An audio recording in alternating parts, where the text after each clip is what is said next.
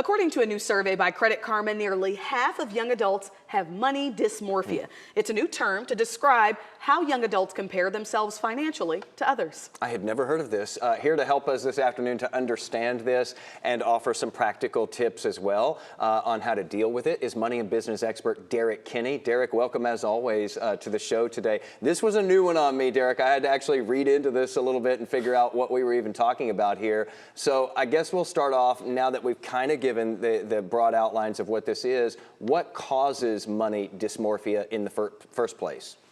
Well, with you, this was a new term for me, but I was shocked by how many young adults are plagued by it. And it's basically, as someone once said, that comparison is the thief of joy. And that's what's happening here when young adults, many of which, get this, are doing well in their savings, they're investing, they're actually doing well financially.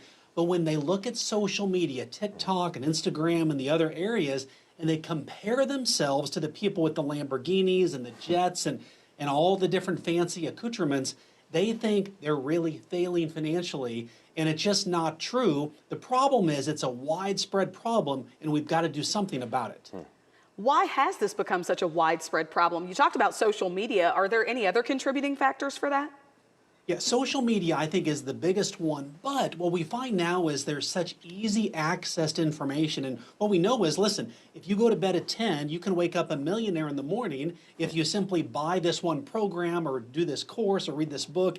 People are made to think that it's so easy to get on the path to riches. And so when people buy into that, and keep in mind, when you look at social media, you're not looking at the person's whole life.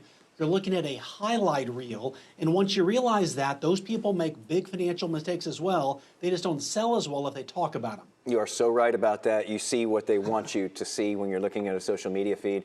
So Derek, let's talk about young people and maybe even not so young people who struggle with this and feel like they're falling behind the rest of humanity when they start scrolling through these things. What advice do you give people if they're dealing with money dysmorphia? It's important to know what your personal goal plan is. You may get talked and asked about, hey, here's an opportunity and here's this or that, and you may think, boy, I hate to miss out. FOMO is so rampant these days, but ask yourself and get really tight on this, especially if it's you or you and the one you love. What is it that matters most to us and our family? What education do we want for our kids, and what type of retirement do we want for our family? And be specific on what it is that you want. Then it lets you not compare to other people and just say, based on what we want, is this in line with what gets us closer to our goals? That's real important. I think a lot of people watching are probably worried about their kids. What can parents do to help their young adults in particular be better prepared for financial success in the long run? So many parents feel inadequate. They say, I failed financially, I've got a credit card debt, I've not saved enough for my retirement. What could I possibly teach my kids? And what they do is they do nothing. And what we find is perhaps the best teaching tool you can ever give your kids about money is talk about your mistakes. I've got plenty of them. When you can talk about, hey, I made a bad mistake with a credit card one time, suddenly your son or daughter who doesn't care much about what you say to them, he leans in because now they think, oh my gosh, mom or dad made a big mistake. This is going to be a really good story.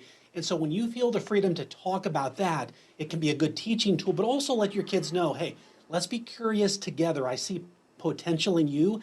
Let's learn so that you can avoid the mistakes that mom and dad made as well. And Derek, if you're feeling that stressed, going through other people's social media feeds, it might be one more excuse to stop going through other people's social media feeds and just put it down, That's what I say. The more you don't see, the better off you are. That's right. I like that. Derek Kinney, the creator of the Good Money Framework, thanks as always for sharing that info with us today and introducing me to a brand new term. Money dysmorphia. Money dysmorphia. Thanks, Derek. Hey, great to be with you both. You bet. Thank you.